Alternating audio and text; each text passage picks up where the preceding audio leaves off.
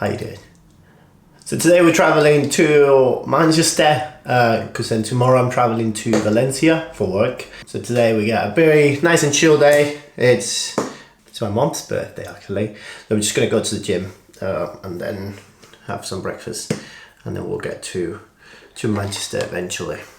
So yeah, come with me.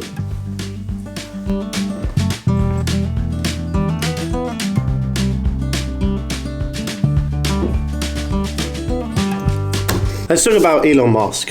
Some news dropped yesterday, which includes Elon Musk company that he founded last year. It's all about his company xAI, which he created last year to compete with OpenAI, and it's basically a chatbot within X that's actually only usable for X premium subscribers, which I am not, so I don't really know what the system is like or what it is. But he raised $6 billion to fund the race versus OpenAI to, I'm guessing, who's going to be the best AI model out there. Elon Musk has claimed that xAI is valued at $18 billion. It's just a little bit of money. And they're going to be seeking to build their own supercomputer, which ain't going to be cheap because currently, if I can see here, I wrote it there. So the NVIDIA Blackwell B200 AI graphic card, they go for about $30,000 to $40,000 a chip. And then the current H100 costs between 20 to 40K. And the company xAI would need 100,000 cards of the current H100 from NVIDIA to be able to build this supercomputer and the whole data center. It's definitely not going to be cheap. It certainly won't be cheap, and obviously investors will be wanting this to be done pretty quick. Elon Musk says the new data center to launch in September 2025, and then many other things. But yeah, that's another thing on the AI world. I might not be the last thing, but yeah, that is a lot of money. Right. I'm going to finish my breakfast and then go to the gym.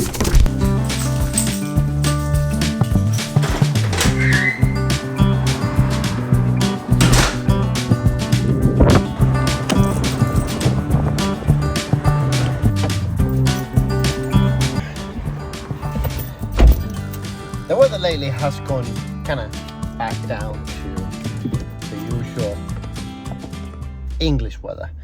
It's been wet, it's been a bit kind of cold again as well, which is annoying. And I do think Valencia is much warmer. It's just far too cold for this time of the year. It shouldn't be this cold. I'm just wearing sunglasses so I can feel like the sun's kind of coming in and out. But sometimes I do wonder why I moved to England. But it's been 10 years. I'm very much used to it.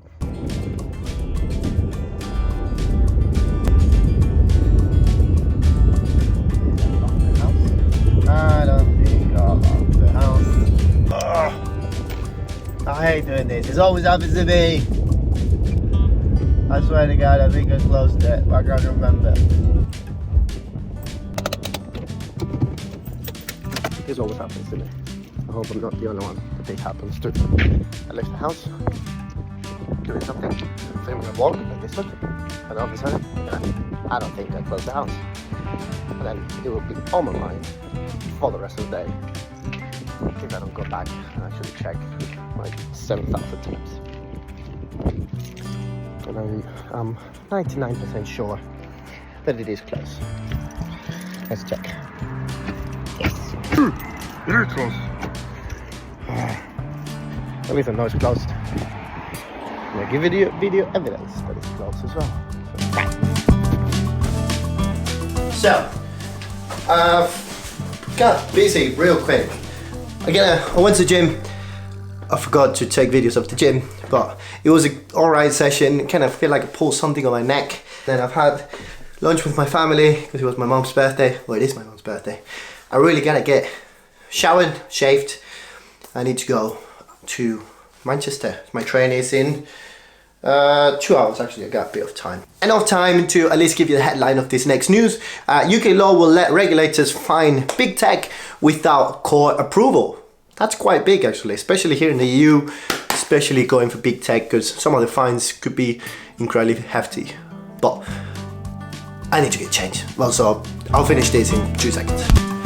So UK's bit dark. There we go. That is a lot better.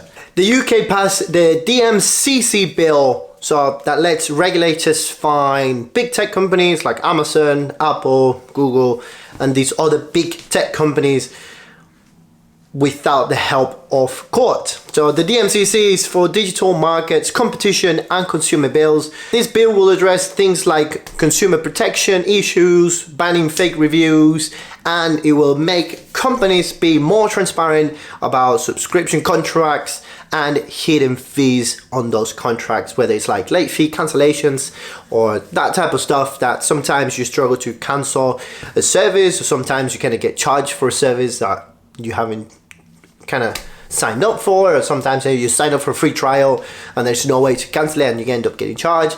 So these things will get addressed through this bill, as well as they will offer a more tailored approach to the requirements for SMS firms. Basically, these SMS firms are the big tech companies like Google, Apple, Amazon, and many others. To be an SMS firm, I did a bit of research that you have to have a strategic significance position.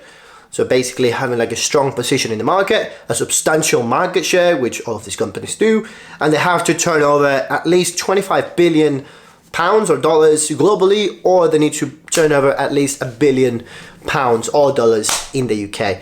So that's how you can become an SMS firm. So this kind of will allow regulators to basically enforce fines to these companies, which can be up to 10% of their overall yearly revenue. And if you think of how much some of these companies make, 10% of that is a hefty, very hefty fine.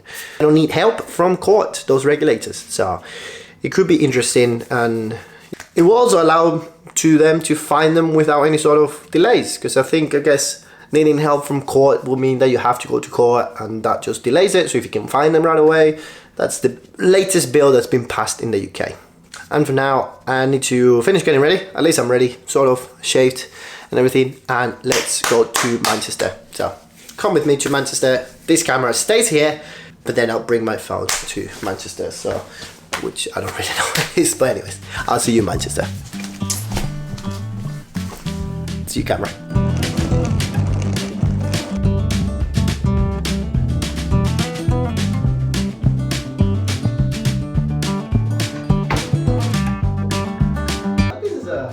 Rather nice IBIS budget, which is, yeah, it's far too nice to be an IBIS budget. I believe it's new. So nice steady travel to Manchester. Just a nice steady evening this evening. I'm gonna have some food in a second, but let's finish on with the news for today. And the last news is maybe one aimed towards my American fellows, because it's about T-Mobile. They basically have signed a $4.4 billion deal to buy most of US Cellular. So US Cellular, from what I've read, it's a wireless carrier. So now T-Mobile is buying them out, I'm guessing. They're basically buying out, so I have it here. So it includes customers, stores, and about 30% of US Cellular assets. And this will help T-Mobile, let's take this dirt out. This will help T-Mobile improve the 5G connectivity in rural areas, which usually, from what I've read again, is that Verizon and AT&T do much better with 5G connectivity in rural areas compared to T-Mobile. So this will help T-Mobile basically improve the 5G connectivity to others. And this is something that's quite interesting. Again, it's a US market, so I'm not really kind of vested into it, but it is quite interesting now once you read it, because this is not the first time that obviously T-Mobile has bought a wireless carrier. It does reduces the market share in wireless carriers, and then obviously means that T-Mobile has a lot of that market share. T-Mobile last year was allowed to buy Sprint once they sold Boost, which I'm guessing was another wireless carrier they used to own. But by the end of 2023, Sprint had 1.5 million fewer users. So maybe that will happen as well to US Cellular, probably. They're not selling everything. I believe they're keeping around 70% of their assets, but that is something interesting. T-Mobile is offering US Cellular customers they can either stay with US Cellular on the current plans, or they can go to T-Mobile unlimited plans and no extra cost. Again, probably trying to get you into the T-Mobile side. So that is kind of like what's been going on in the news. That was literally one of the last news that I read yesterday before I went to sleep, and I wrote it all down. And also, I just wanted to touch on this. I've been carrying this for the last 2-3 days, and I've been writing everything. I've been carrying actually one of these A5, maybe a little bit smaller, but it was a little chunkier kind of notebook to keep track of things, and I've always been bad at it. But this one is actually quite nice. I'm going to start using this a little bit more to kind of write down. So I've wrote down all the news here, and then been able to basically, I've been able to basically write down the news from The Verge, and I've been able to just basically track different things, a little bit of view onto the next video, and I've also started to write down like my to-do list and stuff. So this is something that I'm going to start using a little bit more.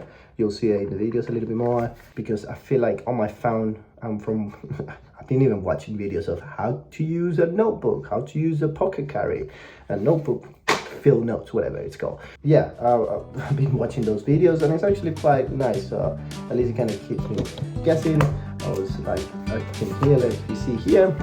I'll just quickly put it here. So I made a note of filming today's video, and then I make sure to do news 1, news 2, and news 3, and then I can happily now cross off news 3. Quack, quack. And then now all I have to do is edit, do the thumbnail, and post it on YouTube. So yeah, this is from a brand called Moleskine. So that's just if you wanted to know.